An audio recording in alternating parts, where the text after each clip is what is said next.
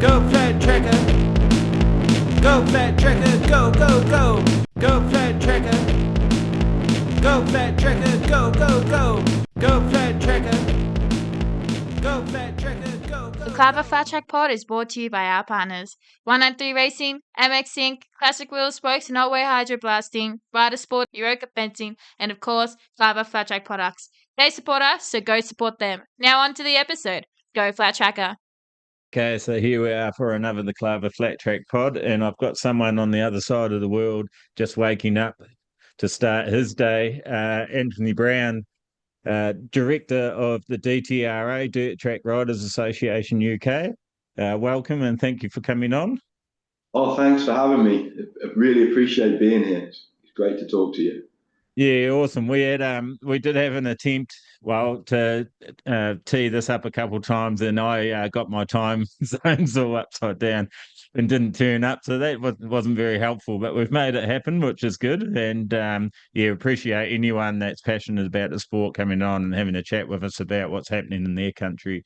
And just from a quick chat with you off air, sounds like you've been quite involved for a long time. Why don't we usually, when our listeners, especially in Australia and maybe around, we have 21 countries that tune in, so maybe around the world that don't know anything about you, maybe just give everyone a quick rundown of how you got into the sport, how you ended up where you are.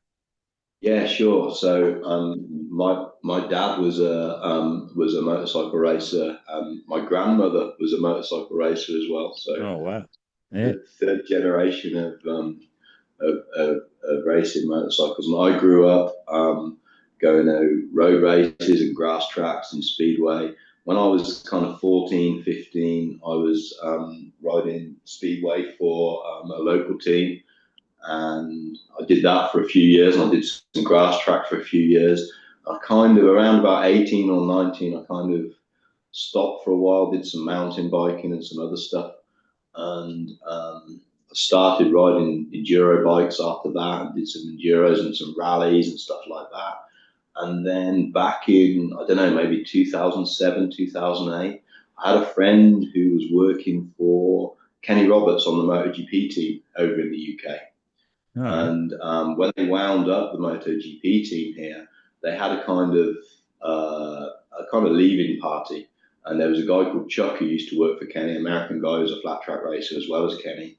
And they organised a day at a CCM experience school, which was run by Peter Bose. And I went along with the guys from the Roberts MotoGP team just as a friend, and just had a go on a flat track bike at a stadium in the UK called Rye House.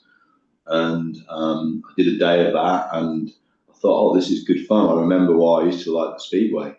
And so after that, I brought myself an SR 500 and went and rode in some of Pete Boast's short track UK events.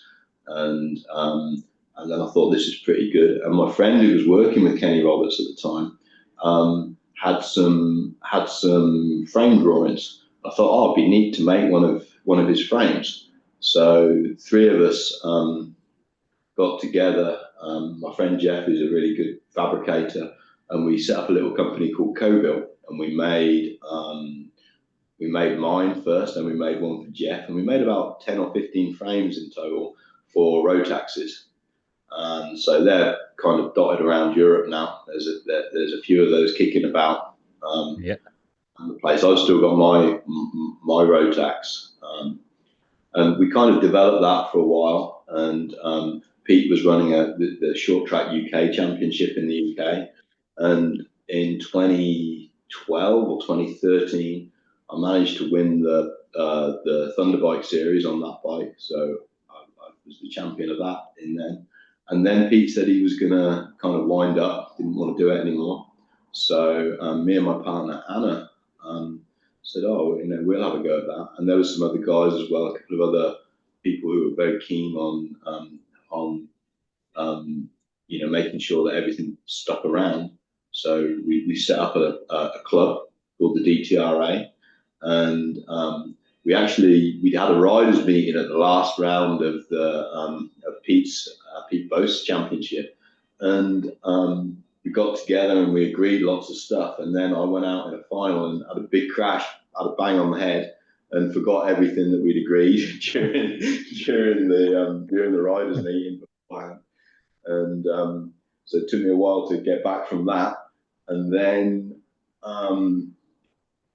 we set off in 2013. 2013, we set off with around about 45 or 50 riders in the UK at that point.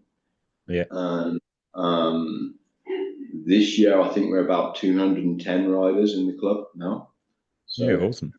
It's been a kind of slow, steady growth, you know, of the sport since then. And alongside of that, there's been various things that have come and gone. We did some great stuff with Gary at Sideburn magazine. We did the Dirt Quake events. They were really good for promoting flat track in the UK. We had some big crowds come and watch those. We've done stuff with European championships. 2019, we ran a European championship where the winner was a Spanish guy called Fran Sastre. And Fran went over to Travelers Rest, and he rode with Johnny Lewis was promoting an event called the Winter Olympics at that point. He went over, and his prize was to go over there and ride at the Winter Olympics on a bike supplied by Johnny. We did that, and then during COVID, one thing that messed us up a little bit was Brexit and COVID at the same time. We used to have an awful lot of European riders come and ride in our UK series. And now to come over to the UK, guys need customs carnets and all of that kind of stuff, and it kind of put a little bit of a dampener on it. So that was a bit difficult. But now we're back up. Last year we ran a six-round championship. We run short tracks, ovals, and half miles and TTs. That's our bread and butter. We haven't got any in the UK. We haven't got any bigger tracks than half miles. In fact, a half mile isn't probably really a half mile. It's a little bit under, but it's the best we've got. And then Europe's got some pretty big tracks, but it's a bit more difficult for us these days to ride in Europe compared to how it was. So we've done that, and then at the end of 24, we had. Probably we were close to about 220 riders in our club, and our season finale event that we had Davis Fisher over from the States. Scotty was doing the commentating, Scotty Dubler. We were around about 175 entries over the 2 days for that event. So that's roughly kind of the scale, the level that we're running at now. Yeah, it's awesome. I actually watched that one online on YouTube, and I thought that was a ripper because you could hear the mic was getting muted sometimes, and other times we could hear a bit of what was going on in the background and a bit of paperwork issues and stuff. But I think that makes it really real, and I quite enjoyed it actually. I thought, we're running on a tight budget. Everything we do is. I think every flat track, everything to do with flat track, that's probably not American flat track, is running on a pretty tight budget. I think American flat tracks, they have a budget too, obviously, but owned by NASCAR and whatnot. But I think the rest of it's. I hate using that word grassroots, but that's one of the things that ties us all together is that there's this real similar feeling when you go from one track or one country to another country and race flat trackers. So I think that's part of it. Yeah, that's the biggest thing that I've enjoyed about. I mean, I've done some international rallies and stuff like that before, over in the desert and stuff like that. But the one thing I've really enjoyed about riding flat track in other countries is exactly that you can turn up in Germany or Holland, or you can turn up in Spain, or you can turn up in the USA, whether it's West Coast or East Coast or middle of the country. And there's a bunch of people and they're all in a fairly similar zone. And what you get, and I like that. Yeah, no, it's awesome. I actually got to I think I communicated with Anna first up, and then she might have passed me on to you. But she's not joining us today. No, she's sick actually right now. She's got a really stinking cold.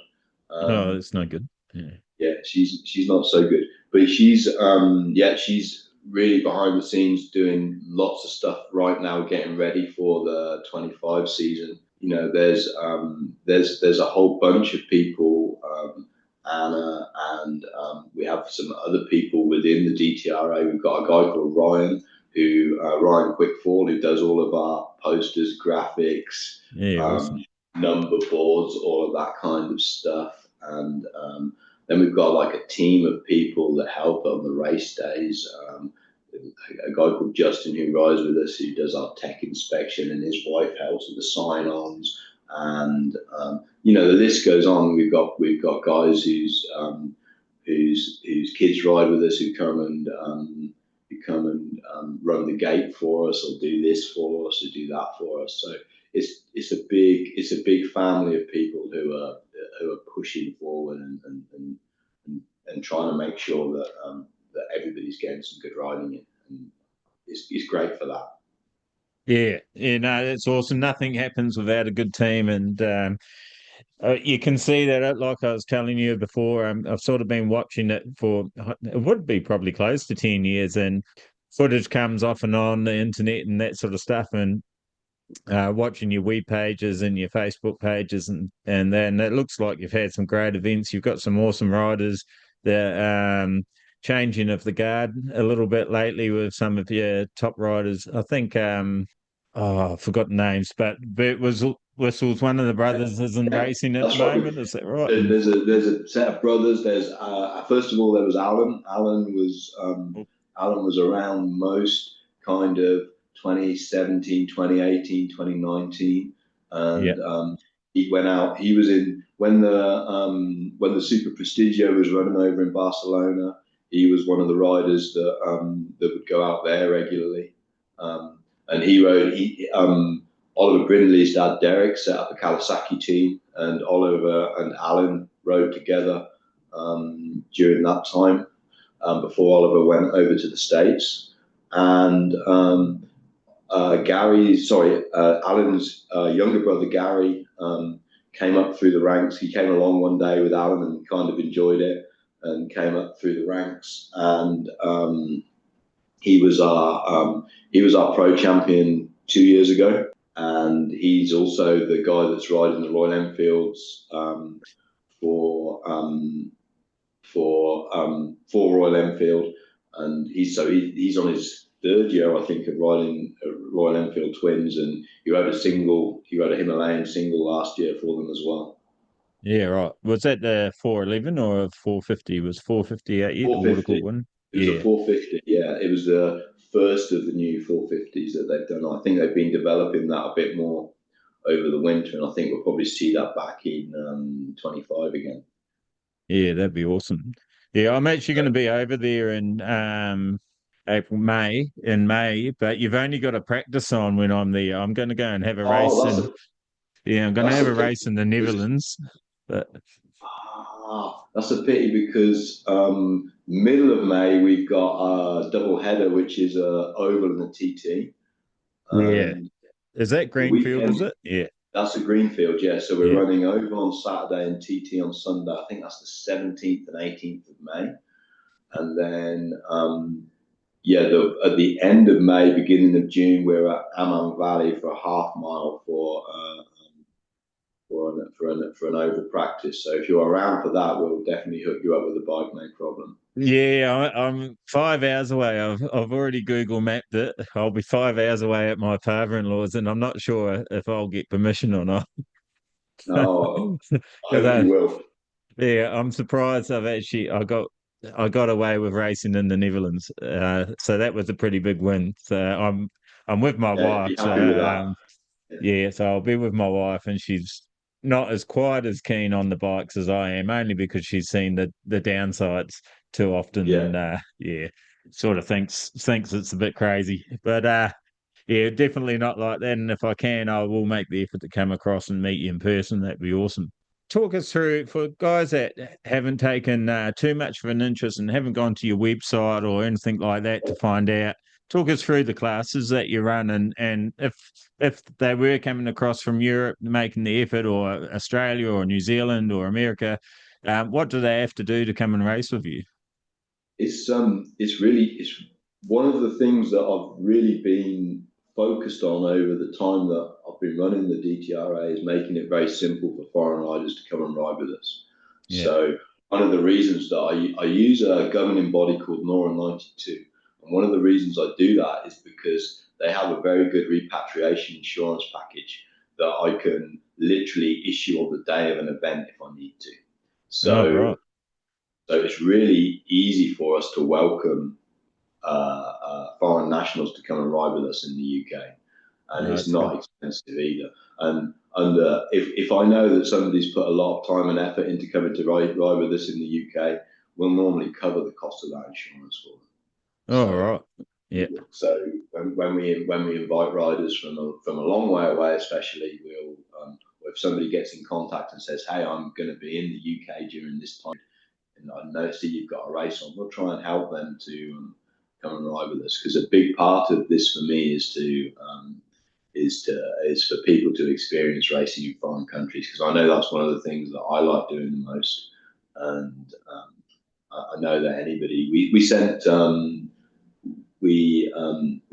there's a guy called Rory Milton who runs a Dead Good Racing team, and he had 4 or 5 riders go over to the Winter Throwdown this year. I saw that. Yeah. Talking to those guys when they returned was great, because hearing all of the stories and the things they got up to and times that they'd had, I just thought, this is what I'd like other people to experience. So yeah, in terms of coming over, info@dirttrackriders.co.uk, and just send us a mail and tell us you're coming, and we'll get you booked up and into one of our race meetings. And in terms of the classes that we run in the UK, so we've got 3 youth classes. So from 6 through to 19, we run between 14 and 19, what we call an under 19s on 250Fs. So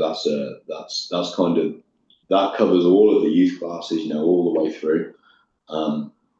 And that's grown for us. Those youth classes have grown for us. We used to really struggle with those, but in the last few years, we've seen like at least 2 of those classes, depending on the ages of the kids, be full all the time. So that's great. Yeah. We run 12 riders on a grid normally, 3 rows of 4. Yeah. And so kids, and then moving on from the kids, we've got three classes based on ability. So we've got a rookie class, an inters class, and a pro class. Yeah. And so the rookies run completely on their own, and our format is a practice, 3 heats and a final. So they'll score points in the heats, and they'll make their way through. The top 12 riders will make their way through to an A final, and if we've got time, we'll have a B final if there's enough people to do that.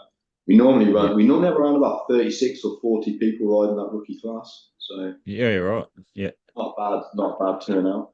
And then once they've done that, or if they're feeling confident sooner rather than later, we'll move those guys into that inter class. And the inters and the pros, we generally try to run them together, and it drags the inters along a little bit. So again, the format will be, we have 2 different formats depending on time. So we have one format where we qualify.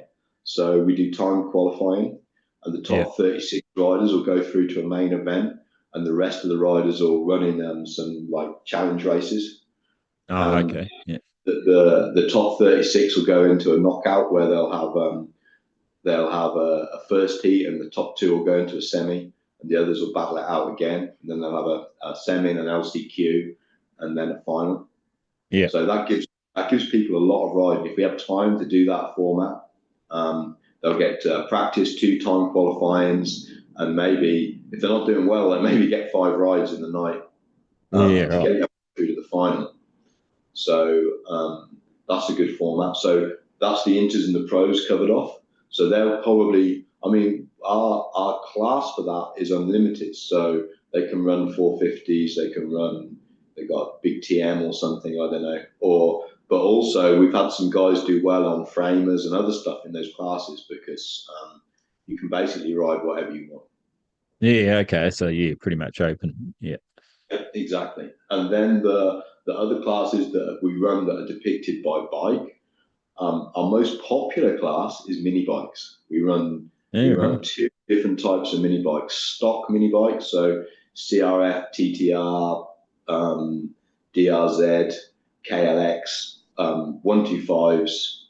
Long as they're stock, they can all run in that. Yeah. And then we run what we call mini bike modifieds, which is anything that doesn't fit in that stock class. So Sundays, the 140. We've got a 166 limit on that, so they can't run the big 190s. The 190s, yeah. They're a bit cheaty compared to everything else. So we don't let them run. But actually, the guy that won this year won both the stock and the modified on a stock CRF 125. All right. So it doesn't always equate that having loads more power makes a big difference. Yeah. So how, just a quick question: how can he run stock and modified if he's on a stock bike? So he's running the stock bike, but there's no reason that the stock bike can't run in the modified class as well. Okay, just the other way around. Yeah. You just can't run a modified in the stock class. Yeah. So, okay. Yeah. And again, for us, it's about giving people seat time and riding time. So if there's something that is not a disadvantage and we can do it, then why won't we? And typically on a race weekend, those two classes might both have 24 riders in them. Yeah, right. Awesome. And if you're coming along to ride in another class and you've got a mini bike, why not throw it in and get some extra time? So when we charge our riders to race, our race entry fee is £45, and second classes are another £20. So for £65, you can ride two classes, and you're going to get a lot of riding in. So yeah, that's good. Yeah, it's very similar to here actually. Yeah. And then beyond the mini bikes, next up. Our next biggest supported class is our vintage classes. We introduced those back in, I think, about 2016, something like that. And we had 4 riders in the vintage class to start with. We got one class, and then about 3 years later, we ended up splitting because we had more. So we split into 2 and 4 stroke, and it was at that point everything needed to be pre-75. And then more recently, we introduced an Evo class, which is pre-85. So now we've got those pre-85 bikes in there. So the only thing we don't do is we don't allow the road taxes into that, to those vintage classes. Yeah. Got to be, certainly for the older ones, we want them push rod or no overhead cam anyway. So, we've got vintage 2-stroke, vintage 4-stroke, and the Evo now. And normally we probably have 12 riders in each of those classes. Normally manage to fill them up. So we run them all together as heats. We just let them all compete together, and then we score them separately, and then move them into individual finals. So the winningest 4-stroke will have first pick on the grid for the vintage 4-stroke. Same for the 2-stroke, same for the Evo. So that's those 3 classes. That's been really a growth area for us. Guys are loving some of cooking up old stuff, and I've been thinking about running a brakeless one of those as well. If we could just get maybe 3 or 4 riders to start with, then I think we'd probably run a brakeless one. I rode out in Paris, in Southern California a while back, probably 5 or 6 years ago now, and there were guys just zip tying the brakes on old bikes so that they couldn't use them and running the Oh, bike. Just right. like, oh, this is great. Let's have a Yeah. bit of this. So, we might try and introduce that in the future. Although we're running out of time in our race days, so it's difficult. I was going to say, yeah, because you still actually got another 2 classes, I think, don't you? Yeah. So then we come the Thunders and Twins. We run together. Yeah. So Thunder Bikes is 600cc and above, and Twins is 750 above in a custom frame. Yeah. And then the final kind of thing in that trilogy really is the hooligan class as well. Yeah. The hooligan class was super popular a few years ago. It's declined a little bit in the last few years, same as it has in the USA, I think. Yeah. But that's still a pretty competitive class, you know. Yeah. Jack Bell's won that the last few years on a custom Ducati that his team run, and that's a really hard bike to keep up with. So, and he's a really good rider. So, Yeah. he's been dominant in that class, and the Twins has been dominated by Gary Birtwistle on the Royal Enfield. So, Yeah. that's been good. And the Thunder bike class is either won every year by a Rotax or a Yamaha, mainly Rotaxes. Oh, right. There's a guy called John Bell who does really well in that. He's run it on TT 600 Yam for the last 2 years in a row. This year, a guy called Mark Richardson run it on a Rotax. So, the Thunder bikes, are they all singles, or can they be a twin up to 750? they can be twins. It was the original rule that we've got for it is 500cc 2-stroke. So Tim Nee, the SB rider, he won it. He won it after me, so he would have won it when he was 16, I think, maybe 2014 or 15 on a CR5. Yeah. That was built by a guy called John Roeder, who's a US citizen living in the UK, and his family's got a deep flat track history in the States. So he won it back then. But other than that, it's been mainly Rotaxes or John Bell on his Yamaha for a number of years. But that's a great class. You know, we see a lot of riders, and there's some really nice bikes in that class too. Yeah. So yeah, Twins, Hooligans, and Thunder bikes. I think that rounds it out. Yeah, I think that's all our classes. Yeah. No, it's a pretty good range for the enthusiast, you know, like if you want to do an older bike, or if you want to do up a twin or something a bit different, you've got plenty of choice, haven't you? Like there's what are they? Husqvarna Nuda. Have you heard of that? I know a couple of guys that want to make them out of those, but they don't actually fit in the rules here yet. So we'd have to look at trying to change some things so people can get creative, because I think that's part of the beauty of flat track is you can almost flat track anything. Like and you know, part of the fun is getting it to work the best as you can. You know? Yeah, I love it. I love it when we start a season off and we see what people have built over the winter. That's one of the great things. You see, like there's a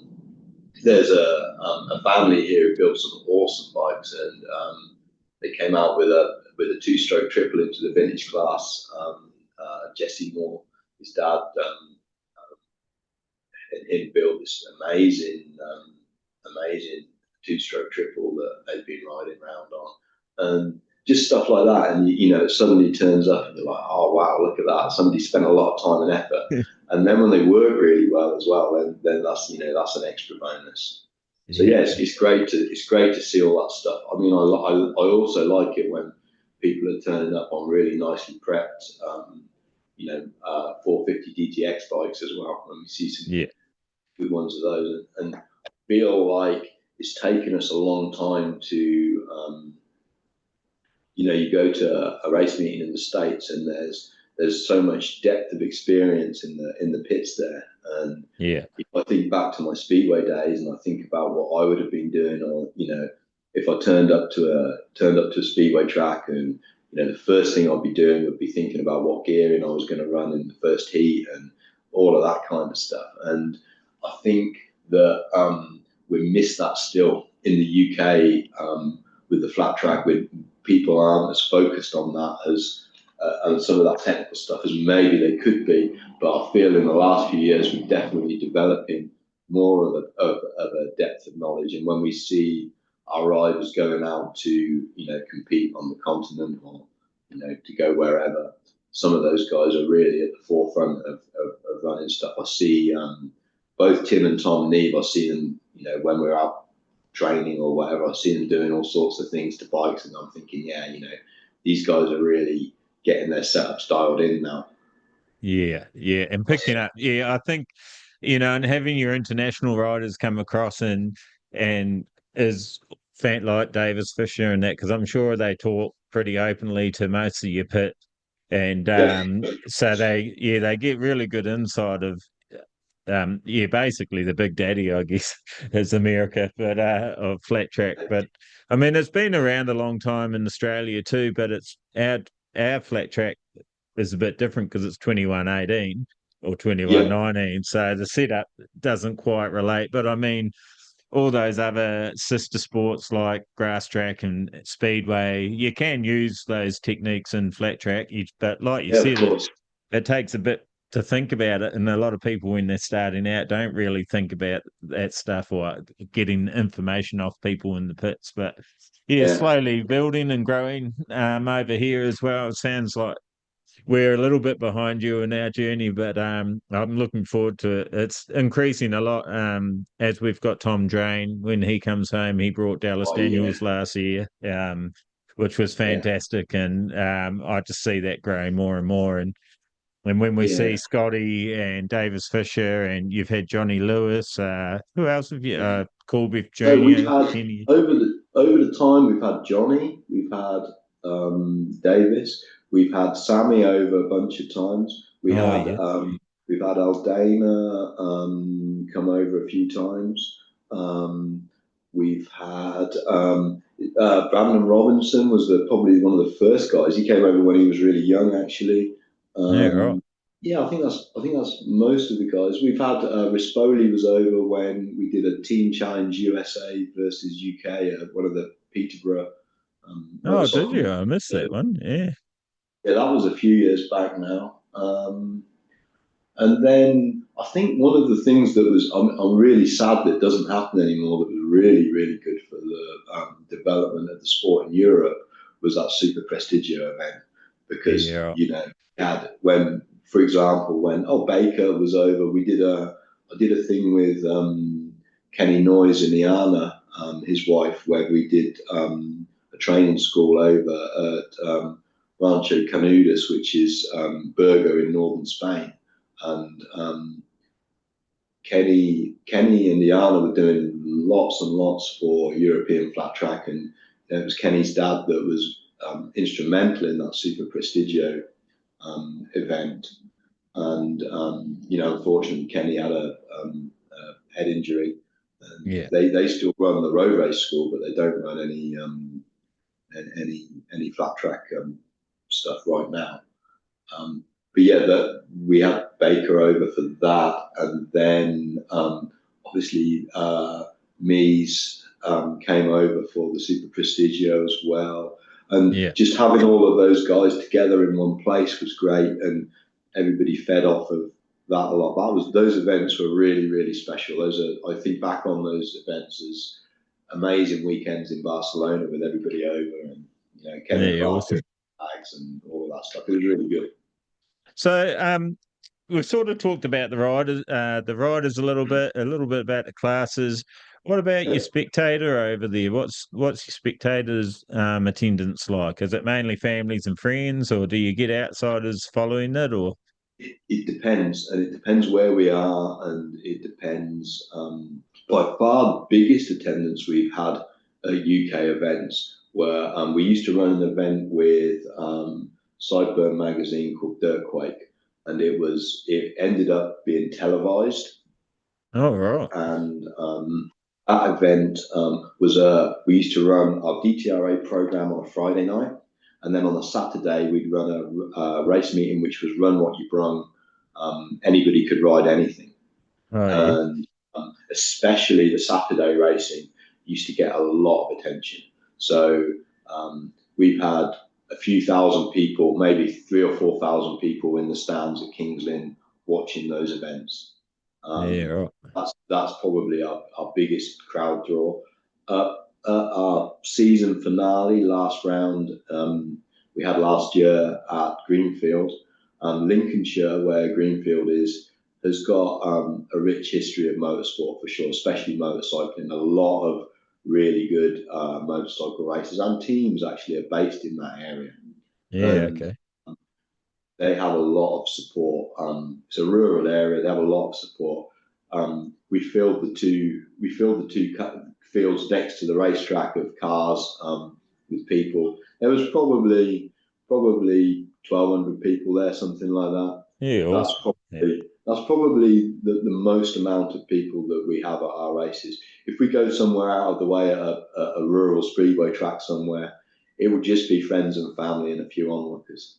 So Yeah. it really depends, and we try not to charge any admission fees because our idea is that our business model, if you like, or our club model, is that the entry fees and sponsorship pay for what we need to do, and our goal is to promote the sport. We don't want to make our entry fees too expensive. And we want people to come and look and see, and those people consist of two different types: people who might come and have a go at a later day, or people who might just enjoy watching. Families, friends, and families. And we don't want people to be thinking, "Oh, I don't want Graham to come because we've got to pay X amount for her to get in," or whatever. Yeah. I want everybody that we can get at our races. I want them there. I don't want them to have to pay to come in. I want them to, if anything, if they want to buy a little bit of merchandise, or if they want to buy a coffee from the guy that's doing the coffee stand, then I know he's going to come back because he's had a good day of sales or whatever. Yeah, cool. And do you find your sport, where do your riders tend to come from? Obviously, probably from motorbike families, or have always thought about doing it, or perhaps Speedway's pretty big and grass track's pretty big in the UK. Do a lot of your riders come from that background? We don't have loads of speedway or grass track riders come and ride with us. It's interesting. We have occasionally people, make the jump over. We've had some Aussie speedway riders with us. Actually, we had guys out there now who was over here riding Kev Doolan. He's ridden with us a fair bit, and another guy who we had did pretty well actually. He was pretty wild guy, Tyson Nelson. Okay, no, I'm not familiar with him. Yeah, he was over riding speedway, and he rode a bunch of flat track races with us. But in general, no, because the speedway riders are normally on contract and don't want to hurt themselves. Okay. Season, we don't see loads of them. Grass track riders, grass track in the UK is really on the decline at the moment. Oh, okay. So we don't have loads and loads of grass track riders. Some motocross guys a little bit, but generally, our biggest growth area was fed by that Dirtquake event, or fed by schools now. So Gary Birtwhistle runs a school called Dirtcraft on Royal Enfields. Pete Boast runs an indoor track with CRF 125s. Yeah, I think I've seen that.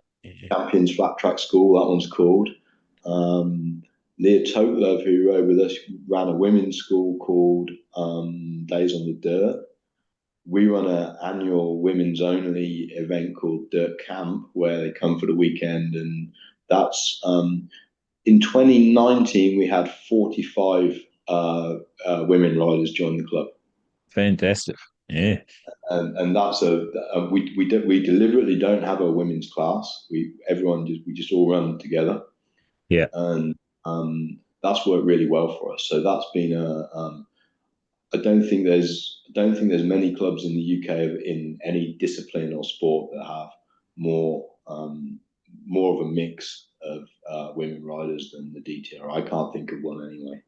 Yeah, So right. Oh, interesting. Yeah. that's been a big growth area for us. And normally those guys start out riding mini bikes, riding the mini bike class to start with, and then they'll move into other classes. We've got uh, this year a lady called Sky Adams won our hooligan class. Jack had a fall on the. They were kind of neck and neck in the points, and he fell on the last round, and Sky won it. So Yeah, fantastic.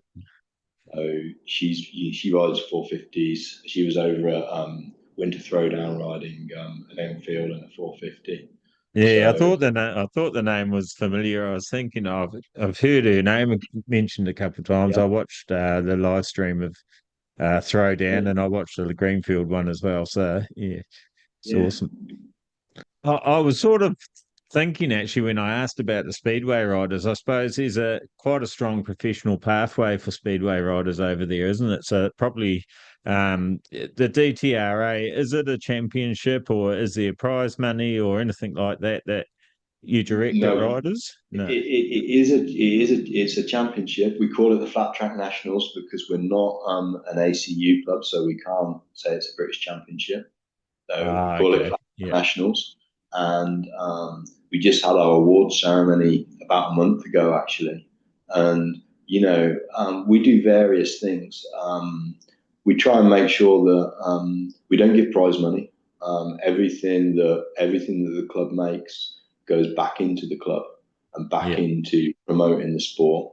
And we had a tough choice to make at the beginning when we set up the club whether we thought we were going to do that, but we do stuff. For example, we've sent people to race meetings. We've supported riders, taking part in the FIM. We supported Rory and his guys when they went out to the States, for example. So, Yeah. we don't directly pay prize money. We gave away an Indian when Indian were our title sponsor. We gave away an Indian motorcycle as for Oh, the right. Kerry Birtwistle won that as the pro winner. I think Yeah, pretty good prize. 2019 that was. So yeah, I mean, yeah, various different things. But no, we don't pay prize money, and maybe that helped or dissuade some people from joining us. I don't really think so Yeah. because I think that those guys who are on those speedway contracts probably aren't going to risk riding with us no matter what. Yeah. Okay. They Yeah. need to be in Poland on a Wednesday night and back here on a Friday night and all of that kind of crazy stuff that they do. Yeah.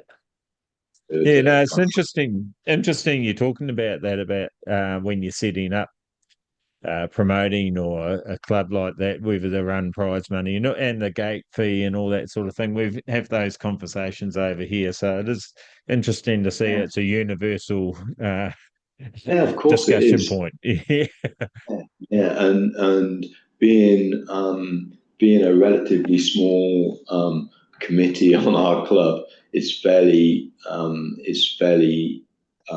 easy for. That's the direction that I decided to take fairly early on, yeah, and I've kind of stuck with it. We've occasionally charged a gate fee on some. Sometimes when we were at Greenfield, I'll give you an example. About 2 years ago, we had a member of the crowd have a medical emergency, and we ended up with our paramedics being on site late into the night because he was in an ambulance waiting for a county ambulance to come and take him to hospital.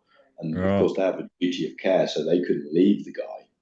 yeah, And we ended up with a couple of £1,000 worth of extra medical expenses for looking after a guy that was in the crowd. yeah, right, And at that point, I thought to myself, maybe we need to do something differently here in terms of recouping some of that. So The next time I thought we were going to have a big crowd, I put a car parking fee on just to try and recoup some of the money we lost on the ambulance. But it's just little things like that. And the guy George Pickering, who runs or owns the farm at Greenfield, me and him work so closely together with the way that we do stuff that we often bounce ideas off each other, or try and think about things. He's probably the guy that helps me the most with everything that we do in the realms of thinking about how we're going to structure things and how we're going to work together to make things right. It's no coincidence that our biggest race meetings are always held with him, because I trust him 150% to deliver everything that he says. So we always work really well together. Yeah, it looks like pretty cool track he's got happening there. That's on their family farm, isn't it? That's right, yeah. So it started out there. It was actually Johnny Lewis was over a lot, probably nearly 10 years ago now, and George built a tiny little oval in one of his fields, and when we used to rip round on that, and then we sort of joked about, oh, we should build a bigger one in that field, and then he did it, and that was like just an oval at that point. And then I said, well, I really want to run a TT, but I don't like it. We'd run TTs before at a speedway track with a concrete centre, and so I don't like going from the dirt onto the concrete. I want to run a TT that's all dirt. And he said, oh, well, we'll put a jump in the middle and we'll do that. And then another year we said, oh, well, we should build a berm. And then he's like, oh, well, I've got this dirt, let's build a berm. And then alongside that, he had a little motocross track behind his house, and that was kind of we were riding mini bikes a lot on that. And then he's like, oh, I'm going to extend this motocross track, and he got some dirt, and that got extended. And then a couple of years ago now, he's like, I'm going to build a pond. And I said, no, you're not going to build a pond, George. I said, yeah, I am. I said, I bet you won't. He said, I bet I will. And I said, well, if you build a pond, I'll buy a jet ski. And I went back there about 3 months later, and he dug this massive pond with a bulldozer, this massive pond, and I had to buy a jet ski to ride on the pond because I promised him I would if he did it. So it's just like a constant evolution. That place just gets bigger and better, and him and his partner Anya are doing an amazing job of. I went there this weekend, and they had 4 tracks running. They had a motocross track. They had a kids like balance bike and like mini supermoto or supercross track running. Yeah, they had a TT running, and then he had a big field with probably a 2.5 mile loop stubble cross running. Oh, right. Yeah. 4 different tracks running on one day, and there's probably 200 people there. It was for a practice day. It was really awesome. So those guys do an amazing job there. So did he, when he dug the pond, did he use that dirt for one of the tracks or 2 of the tracks? Yeah, he needed some extra dirt, and the other thing is that water's always a premium, Yeah, so got a little bit of extra water kicking about, it never hurts either.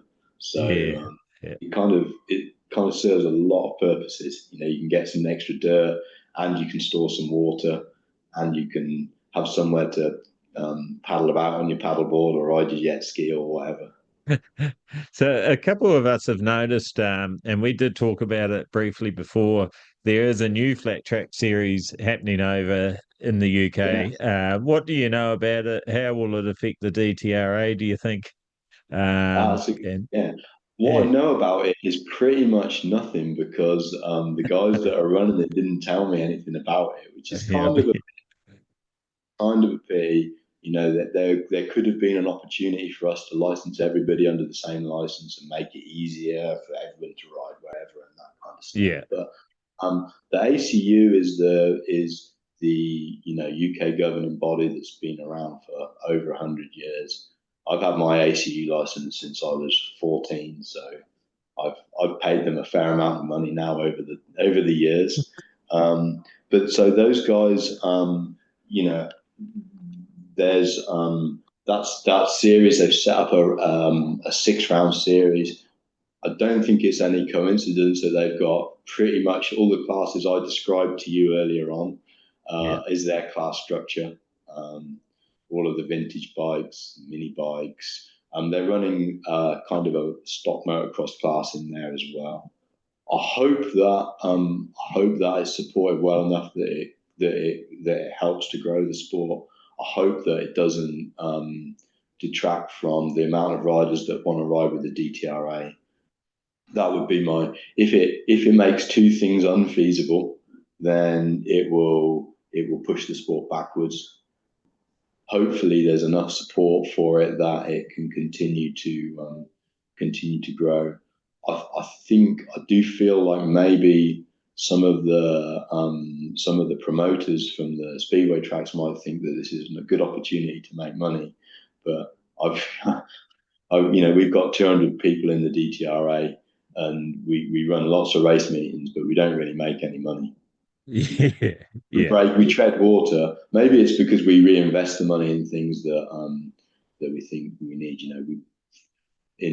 Over the last few years, we own 120 transponders and a MyLapse transponder kit. We own a guest bike. We own various bits and pieces. So it's not that we don't make any money, but it's not. No, it's just the way you choosing to use it, and look, that's a business model basically, and I think that's the difference between people that love the sport and people that are maybe entrepreneurs or businessmen that think they just want to line their pocket, even though at some point I'm sure they love the sport, they sort of lose track of a little bit of what it was all about. And equally, if you own a stadium, you need to have it full, and you need to, if you're paying the rates and the rent on a place, you need to make sure that it's full. And I understand all of that, so I'm not. There's no criticism from me about people wanting to run series and stuff like that. I hope that it's well supported, and I hope that it does well. I think its key benefit or its key driver might be that it might feed some more UK riders into the FIM. I don't like calling it a world championship because I don't think it's a bit like the baseball in the USA being a world championship. I don't think, unless we've got a bunch of US riders over here going for it in that, I don't think it can be. Think it can be a world championship. Really. Yeah, when they're having around in America, Australia, New Zealand, UK, and somewhere in Europe, then we can call it a world championship, I reckon. Yeah. Now, what was the name of the guy that came over from Oz 2 years ago? Because he did real good. Jared Brook.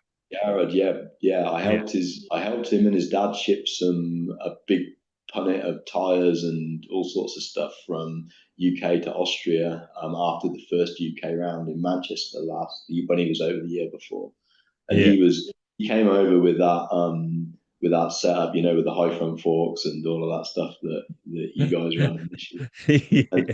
He looked great. He was doing real good. Yeah, he's an awesome rider, Jared, and it's a shame that it fell through for him. I think it was last year, but look, that stuff happens, and I'm not sure if he's planning another campaign over there or not, but I know there's plenty of Australians that want to come over and race in different countries, and that's one reason I wanted to talk to you so that we could get a bit of information out there and make people feel a bit more confident that there is a bridge there to cross. There definitely is, and this is an open invitation. If somebody can find the way to get themselves to the UK, we can't fly you over, but if you can find your way here, we'll do our best to accommodate you. Yeah, that's awesome. Look at the European program. Look at the Dutch guys. You'll be going over. You going to Lelystad or is it somewhere else? I don't know how you say it. Nautilus. Yeah, that'll do. That pronunciation will do for me. I believe it's a track a sort of temporary track behind a Kawasaki store, so that excites me even more. Yeah, those guys have got some. There's some great facilities in Europe for racing motorcycles, and you know the German guys, the guys that were doing the crowd race stuff. You've got the Czech guys; they're running a really good series. Yeah, Um, right. the Holland, the Dutch stuff is awesome. The guys down in Spain are in all that area around Barcelona. There's some great stuff around there. Rocco's Ranch, Yeah. Carlos, his facility. That's the old Kenny Roberts track that Oh, Kenny right. built in the 80s. Just outside the circuit of Catalonia, the road racing Yeah. facility. That place is amazing. They've got the best restaurant that you could imagine. I've Oh, never been right. to a racetrack with a better place to eat than that. They've Oh, got right. motocross tracks. They've got a sand track. They've got a like a big pro motocross track. They've got a really good clay oval. The TT track there is amazing. There's a million different layouts they can use for that. It's got a Yeah. tunnel, like a bridge tunnel that you jump. Oh, Um, right. they're gonna run a race meeting in conjunction with the MotoGP at the Circuit of Catalonia this year that will be amazing. And there's probably within a 2-hour drive of Rocco's place, there's probably another 5 or 6 ovals in northern Spain that are fantastic. Really, really good. Are Open on they week. are they all using 19s now? Because they used to use supermotard wets a bit. Are they still doing that, or? Did. It depends. It depends. So me and George from Greenfield were over there in January, and we rode on a Saturday morning at Rocco's Ranch, and there was probably 50 riders there, and I would say most of them were on 19s, and some of them were on 17s, and there was a load of kids and people on mini bikes as well, and Yeah. they rent bikes out there too. Those guys, I can't say enough about those guys. They are, in my opinion, they are world leading in what they've got there. The facility they've got there is as good as I've seen anywhere in the world. Yeah, right. Yeah. It's so good. Yeah, so there's guys on 17 still. We go to a place near Lleida called Alcaraz. It's a road racing circuit, and you may have seen footage of. You sometimes see Marquez, and both the Marquezes there on Yeah. 17. It's a flat TT in the kind of in an olive grove on the side of a hill. It's Oh, yeah. amazing.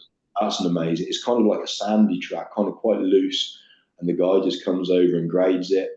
He'll grade it and water it, and then leave it for you for an hour or so, and he'll just come back an hour later and give it another grade in the water, and you can Yeah, ride well. there. You can ride there all day for kind of 40 euros for the day. Yeah, right. That's not bad. Yeah.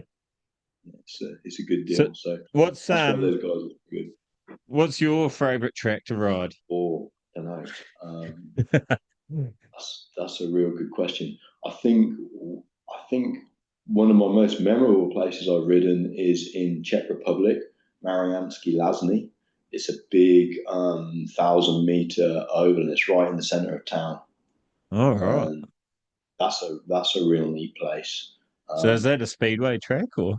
it's a long track. It's for the long track racing where they run the 2-speed gearboxes with the speedway Yeah, bikes. and suspension on the back. Yeah. Exactly. It's a long track, so that's a real memorable place. It's kind of a Soviet era Czech speedway track, because I Yeah, think right. if you were before the fall of the Iron Curtain, if you were in the military, in the Czech military at that time, you could have a job as a speedway rider. So Oh, you could right. you could be a speedway rider for the military. So there's facilities all over Eastern Europe that are really, really amazing facilities, and that's definitely one of them.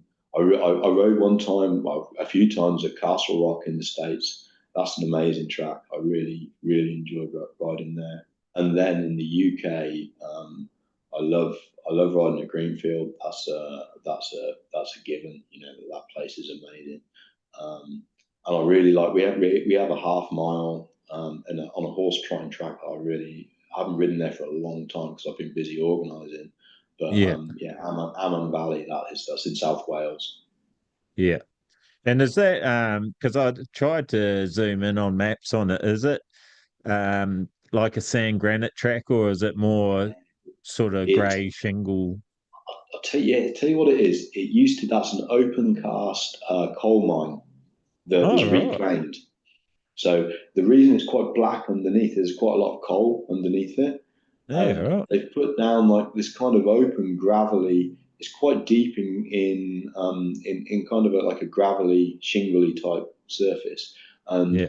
one straight is the start finish straight is quite hard packed, and then it kind of drops into this. The oval that it drops into is a little bit looser, so you kind of go from hard pack into quite deep shale. It's Yeah. it's quite a tricky track to ride, but it's definitely good fun. Yeah, we love the big tracks over here. We call them long tracks here as well. And our horse tracks are about 820 meters sort of deal as Yeah, well. So we don't really use the half term, half mile and quarter mile and that here. It's short track, long track, and dirt yeah, track, which is the kidney bean. But yeah, love the long ones. Plenty of time in the corners, pull a tear off. yeah, It's yeah. fantastic. Yeah. Absolutely fantastic. Yeah, but they're probably our biggest meetings. If there's a horse track going, yeah, we'll get a couple hundred easy. Oh, lovely. Yeah, that's what we like. So yeah, it'd be great to get some of our guys over there. Don't think we've had many UK guys make it over there from the flat track side. I know lots of speedway riders we see over there in the winter and Yeah. that kind of stuff, but I don't think Yeah, can't think of that was gonna be my question actually. If you hear much talk about people wanting to come over, now we've got a series called the Australian Flat Track Nationals. If it's penetrated into your market over there, if anyone's noticed it or it's definitely on everyone's horizon. People know it's happening, yeah, and I think a lot of our riders always tend to focus on what's happening in the USA, but yeah, more and more that we're talking about, and especially now we're seeing Aussie riders doing good in the USA as well. It's yeah, definitely yeah. it's definitely coming at the right time.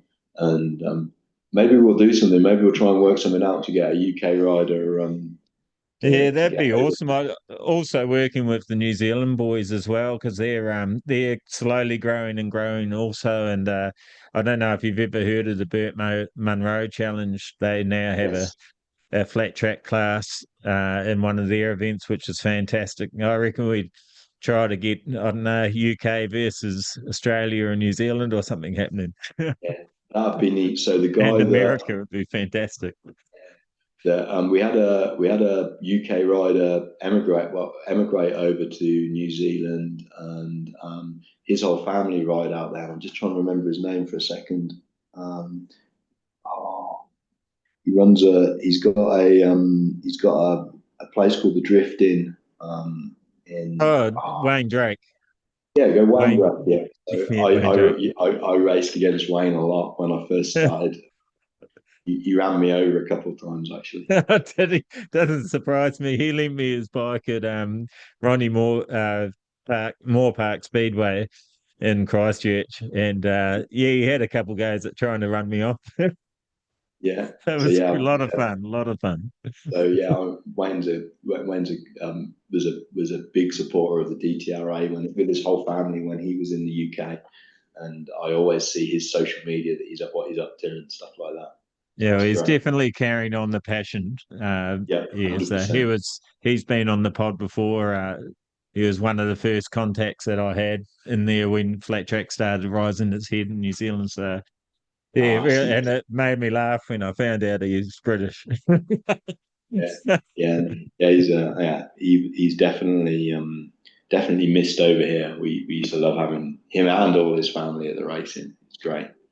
Yeah, awesome. Well, the day's getting on for you. You've got a work day ahead of you. So thank Yeah, you so thanks much for ever so much. taking time out of your day. And it's great to finally make contact with the DTRA, and hopefully it's the beginning, and we can make some stuff happen, and connect Australia with the UK a bit more, and make this flat track family bigger once again. Yeah, no, that's what we're all about. So yeah, let's keep talking and we'll work some stuff out, and we'll see you over here in the summer at some way or another.